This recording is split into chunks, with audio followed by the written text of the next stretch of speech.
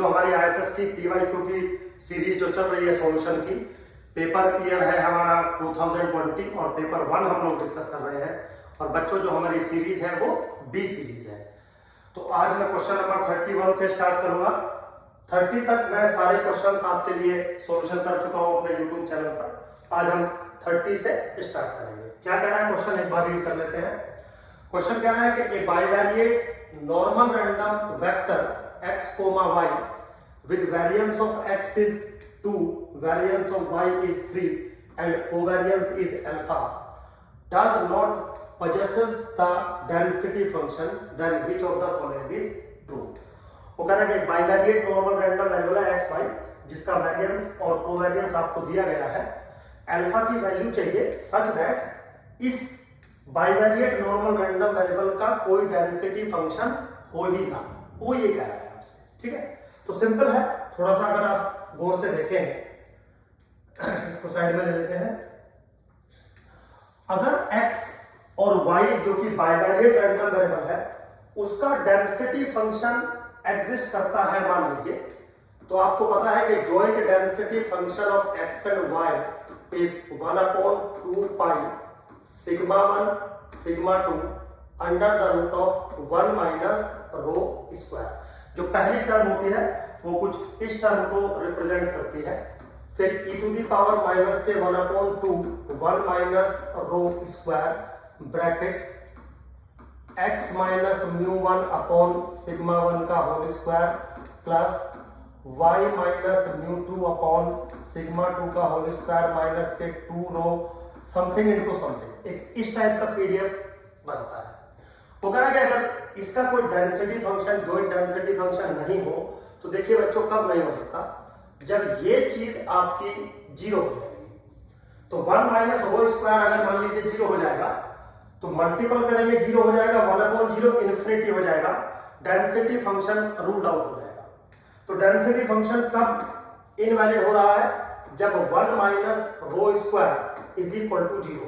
इसका मतलब rho square is equal to 1। इसका मतलब rho is equal to plus minus 1। इसका मतलब है कि अगर x और y के बीच में परफेक्ट लीनियर रिलेशनशिप है तो x और y के बीच में according to the given information कोई बाइवेरिएट नॉर्मल डेंसिटी प्रेजेंट नहीं होगी। ठीक, अब अगर आप एक चीज को देखें, रो एक्चुअली में बराबर होता है covariance between x and y divided by sigma x into sigma y।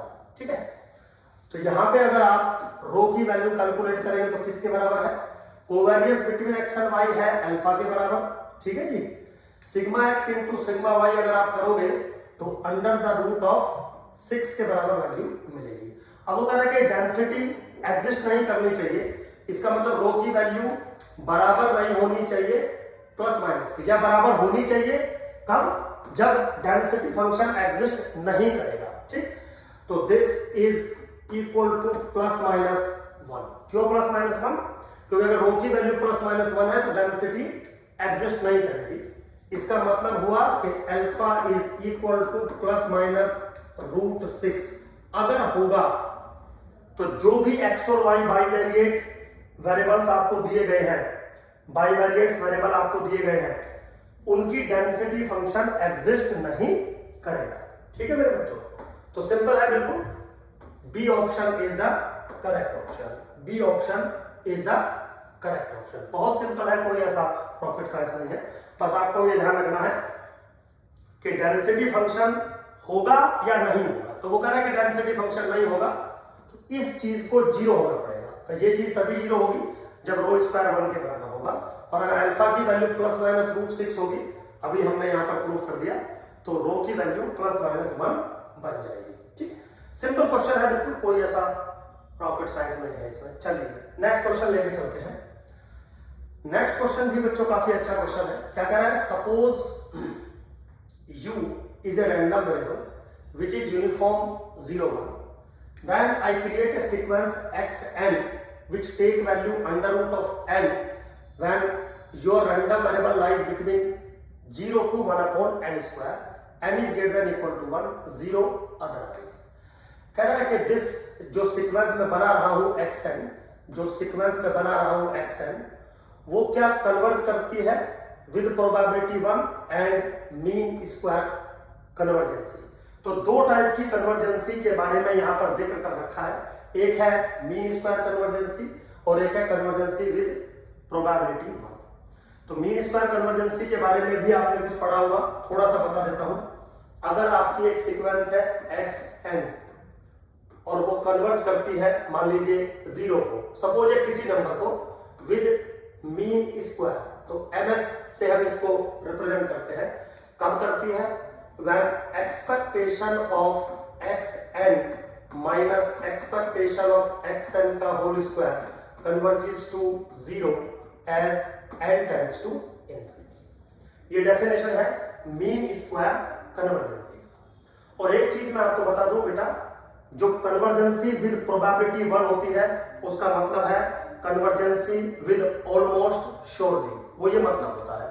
और एक रूल है स्टैटिस्टिक्स में, अगर आपकी सीक्वेंस xn कन्वर्ज करती है x को विद मीन स्क्वायर, तो कंफर्म आपकी जो सीक्वेंस होगी xn वो कन्वर्ज करेगी x को विद ऑलमोस्ट श्योरली या ऑलमोस्ट एवरीवेयर। ये रूल होते हैं कुछ हमारे पास, ये क्लास में आप लोगों को पढ़ाई जाए। तो चलिए जी, सबसे पहले हम थोड़ा काम करते हैं। क्या काम करते हैं? सबसे पहले हम एक्सपेक्टेशन ऑफ xn कैलकुलेट करेंगे। तो जो भी मेरे पास सीक्वेंस है xn, सबसे पहले आपको उसकी एक्सपेक्टेड वैल्यू चाहिए। कैसे निकाल सकते हो expected value? Expectation of xn limit कहां से कहां तक जाएगी? 0 से लेके 1/n स्क्वायर तक, ठीक है। xn की वैल्यू क्या है? Under root of n। Density function क्या है? 1 into d, ठीक है। वैल्यू जब कैलकुलेट करोगे तो under root of n into 1/n square which is 1/n to the power 3/2, बिल्कुल ठीक है। लेकिन क्या मैं ये कह सकता हूं कि एक्सपेक्टेशन ऑफ xn जो कि बराबर आया है 1/n to the power 3/2, this converges to 0 as n converges to infinity. Yes, ऐसा बिल्कुल कहा जा सकता है। सिमिलरली अगर आप expectation of xn square calculate करोगे तो कैसे जाएगी वैल्यू?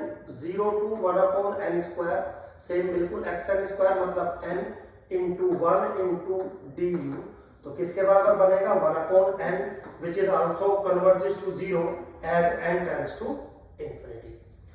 तो जो सीक्वेंस आपकी है बच्चों, उसकी एक्सपेक्टेड वैल्यू भी 0 को कन्वर्ज कर रही है as n tends to infinity। Expectation of x square भी 0 को कन्वर्ज कर रहा है as n tends to infinity। तो यहां पे मैं ये कह सकता हूं कि expectation of xn minus expectation of xn का whole square which is basically nothing but the variance is also converges to 0 as n tends to infinity. समझ लो। अब अभी मैंने 1 सेकंड पहले डेफिनेशन लिखी थी, इसका मतलब क्या होगा कि आपकी जो सीक्वेंस है xn वो कन्वर्ज कर रही है 0 को विद मीन स्क्वायर, ये मतलब होगा इस चीज का, ठीक है। सिंपल है बिल्कुल। और अभी मैंने बताया था कि अगर एक sequence xn mean square convergency रखती है तो confirm xn is also converges to 0 with almost surely या विद प्रोबेबिलिटी 1। तो जो सीक्वेंस आपके सामने लिखी है मेरे बच्चों, वो कन्वर्ज करेगी both with probability 1 and mean square convergency. तो A option is the correct option. अच्छा क्वेश्चन है, बहुत अच्छा क्वेश्चन है। अगर आपने अच्छे से पढ़ाई की है या आपको किसी अच्छे से टीचर ने पढ़ाया है तो कंफर्म ये चीजें क्लास में डिस्कस करी जाती है और इतना नॉलेज आपको होना चाहिए, ठीक है।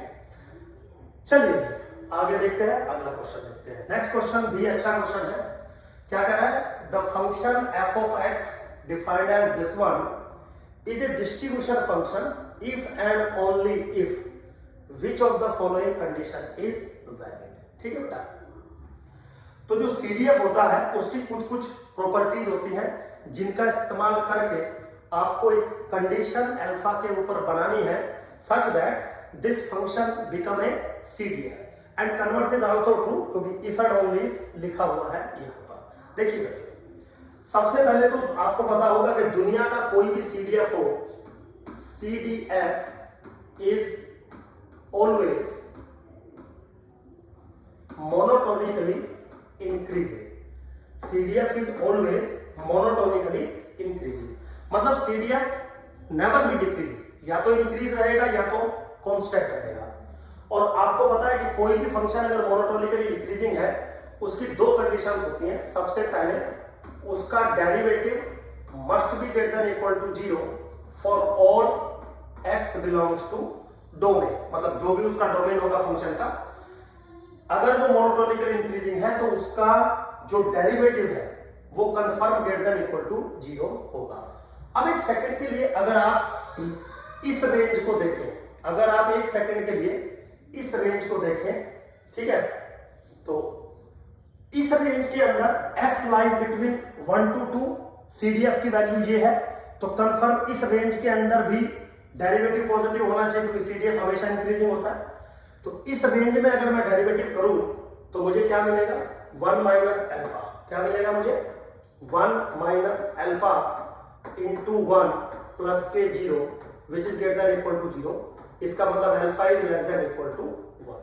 तो यहां से मुझे गारंटी मिल गई कि अल्फा की जो वैल्यू है कंफर्म वो लेस देन इक्वल टू 1 होगी। ठीक है, मैं कंडीशन बना सकता हूं। अब अगर आप एक चीज को गौर से देखें और इन दोनों रेंज को मिक्स कर दें, देखिए यहां पर 1 के लेफ्ट में है वो, और यहां पर 1 पे इक्वालिटी है, और 1 के राइट में यहां पर वो काम करेगा। अब अगर मैं देखूं कि 1 पॉइंट पे हमारा जो CDF है वो डिफरेंशिएबल नहीं है तो मैं डेरिवेटिव नहीं कर सकता, लेकिन मोनोटोनिक फंक्शन की एक और खास क्वालिटी होती है कि भाई f of 1 minus 0 is always less than equal to f of 1। ये क्या प्रॉपर्टी है वो सुन लीजिए आप एक बार। ये है left hand limit of the CDF at 1 और ये है value of the CDF at 1। तो अगर फंक्शन मोनोटोनिकली इंक्रीजिंग है तो जो 1 पे वैल्यू होगी वो confirm greater than equal to होगी अपनी लेफ्ट हैंड लिमिट से। तो ये कंडीशन भी वैलिड है। अब अगर मैं 1 पे लेफ्ट हैंड लिमिट निकालूं तो मुझे वैल्यू मिलेगी 1/2 according to rule 1/2 and this is less than equal to f of 1। f of 1 आपको यहां से मिलेगा, इसका मतलब आप x की वैल्यू 1 डाल रहे हो, x की वैल्यू 1 डाल रहे हो तो 1 माइनस अल्फा प्लस के 2 अल्फा माइनस 1। चलिए 1/2 is less than equal to 1 plus के अल्फा माइनस के 1, इसका मतलब 1/2 इज लेस देन अल्फा। तो यहां से ये कंडीशन मिली मुझे, और अभी कंडीशन आपने लेस देन इक्वल टू 1 निकाली थी, तो अल्फा लाइज बिटवीन 1/2 टू 1 हमने डिफाइन कर दिया and option B is the correct option. बिल्कुल सिंपल है, कोई ऐसा रॉकेट साइंस नहीं है इस क्वेश्चन में, बस थोड़ी सी जानकारी आपको पता होनी चाहिए कि CDF मोनोटोनिकली इंक्रीजिंग है तो इसका क्या मतलब है, अगर फंक्शन डिफरेंशिएबल है तो फिर मोनोटोनिकली का क्या मतलब हो जाता है। तो जहां पे डिफरेंशिएबल फंक्शन होता है वहां पे डेरिवेटिव कर दीजिए, अगर डिफरेंशिएबल नहीं है तो इंक्रीजिंग की या मोनोटोनिकली इंक्रीजिंग की और बहुत सारी कंडीशंस होती हैं जिनको आप लगा सकते हो। वेरी सिंपल, ठीक है। चलिए नेक्स्ट क्वेश्चन पे आते हैं। कह रहा है the maximum possible probability of an exponential distribution with an arbitrary parameter can give to the interval 3 to 6। वो कह रहा है कि अगर x एक रैंडम वेरिएबल है, exponential theta, arbitrary parameter theta, ठीक, वो कह रहा है कि मैक्सिमम प्रोबेबिलिटी बताइए t such that probability that x lies between 3 to 6। मतलब थीटा की वो वैल्यू आपको चूज करनी है सच दैट एक exponential random variable with parameter theta belongs to 3 to 6 का जो प्रोबेबिलिटी बने वो मैक्सिमम बने, और वो मैक्सिमम पॉसिबल प्रोबेबिलिटी आपको कैलकुलेट करनी है। इसका मतलब जो p है वो है max of this probability corresponding to theta. Actually में ये क्वेश्चन है, आप फिर से सुन लीजिए क्वेश्चन, देख लीजिए। The maximum possible probability of an exponential distribution with an arbitrary parameter theta can give to the interval 3 to 6, यानी कि 3 to 6। तो इस टाइप का ये क्वेश्चन है, ठीक है बेटा, सिंपल है क्वेश्चन। चलिए थोड़ा इसको इधर ले लेते हैं। चलिए बच्चों, तो मैंने माना हुआ है कि मेरा जो रैंडम वेरिएबल है x वो एक्सपोनेंशियल फैमिली को फॉलो करता है। x फॉलो एक्सपोनेंशियल थीटा, कोई बात नहीं है। And p is equal to probability that x lies between 3 to 6। Now this is integration between 3 to 6 theta into e to the power minus theta x into dx। Very simple, कोई rocket science नहीं है इसमें। तो theta मैंने बाहर ले लिया, e to the power minus theta x divided by minus के थीटा एंड 3 to 6, तो e to the power minus के 3x minus e to the power minus के 6x मेरा प्रोबेबिलिटी फिनोमेना बना। अब मुझे क्या करना है, ये जो प्रोबेबिलिटी मेरा बन रहा है इसको मुझे मैक्सिमाइज करना है। और मेरे बच्चों 3x में 3 थीटा और 6 थीटा, ठीक है, क्योंकि x की वैल्यू तो मैंने 3 और 6 डाल दी ना। तो बेसिकली p थीटा जो है, ये जो p है वो फंक्शन ऑफ थीटा बन रहा है। अब आपको इसको मैक्सिमाइज करना है विद रिस्पेक्ट टू थीटा। तो यहाँ पे जो मेरा p थीटा बन रहा है वो किसके बराबर है, e to the power minus 3 theta minus e to the power minus के 6 थीटा। अब आपको रूल पता है मैक्सिमाइज करने का, derivative with respect to theta करिए, इसके बराबर आएगा e to the power minus के 3 थीटा इंटू माइनस के 3, यहाँ पे प्लस हो जाएगा 6 times e to the power minus 6 theta, put it equal to 0। ठीक है, सिंपल है बिल्कुल। Now this is equal to what, e to the power minus के 3 theta is equal to 2 times e to the power minus के 6 theta. एक छोटा सा expression जो है हमने यहाँ पर क्रिएट कर दिया, बिल्कुल सिंपल है अगर आप एक बार देखें तो। अब अगर हम यहाँ पे थोड़ा सा सिंप्लीफाई करें इसको, तो e to the power 3 theta बराबर आ जाएगा 2 के। कुछ नहीं, सिंपल है। आप e to the power 6 theta को इधर ले जाइए, है ना, तो e to the power 3 theta बचेगा, इधर 2 बचेगा। इक्वेशन नंबर इसको स्टार डाल के छोड़ दीजिए। इसका मतलब ये जो प्रोबेबिलिटी है ये मैक्सिमम तब होगी जब e to the power 3 theta 2 के बराबर होगा। लेकिन वो ये नहीं पूछ रहा है कि कब वो मैक्सिमम होगी, उसको मैक्सिमम वैल्यू चाहिए। इसका मतलब अगर आप अब ये कैलकुलेट करना चाहेंगे कि मुझे मैक्सिमम ऑफ p थीटा चाहिए, तो इसका मतलब है आपको p थीटा में थीटा की वैल्यू ये पुट करनी पड़ेगी। अब p थीटा आपके किसके बराबर था, मुझे चाहिए maximum of e to the power minus के 3 theta minus e to the power minus के 6 थीटा, आपको ये चाहिए। ठीक है, अब this is what maximum of, कुछ नहीं करना आपको, इसमें से आप e to the power minus के 6 थीटा मैंने कॉमन ले लिया, तो यहाँ क्या बचेगा e to the power 3 theta minus के 1। बिल्कुल ठीक है सर, है ना। अब e to the power 3 theta किसके बराबर है, 2 के, तो ये किसके बराबर बन गया e to the power minus के 6 थीटा। अब e to the power minus के 6 थीटा को मैं लिख सकता हूँ e to the power minus 3 theta का होल स्क्वायर। सिंपल है बिल्कुल। e to the power minus 3 theta किसके बराबर होगा, 1/2 के, सो वैल्यू बिकम 1/4। ठीक है, तो मैक्सिमम प्रोबेबिलिटी किसके बराबर मिलेगी, 1/4 के बराबर आपको मैक्सिमम प्रोबेबिलिटी मिलने वाली है। ठीक है, तो ये जो वैल्यू है e to the power 3 theta is equal to 2, इस पर मैक्सिमम वैल्यू मिलेगी। मैक्सिमम वैल्यू बराबर किसके होगी, ये वैल्यू आपको यहाँ पुट करके ये p की वैल्यू आपको कैलकुलेट करनी पड़ेगी। ठीक है बच्चों, तो बिल्कुल सिंपल है।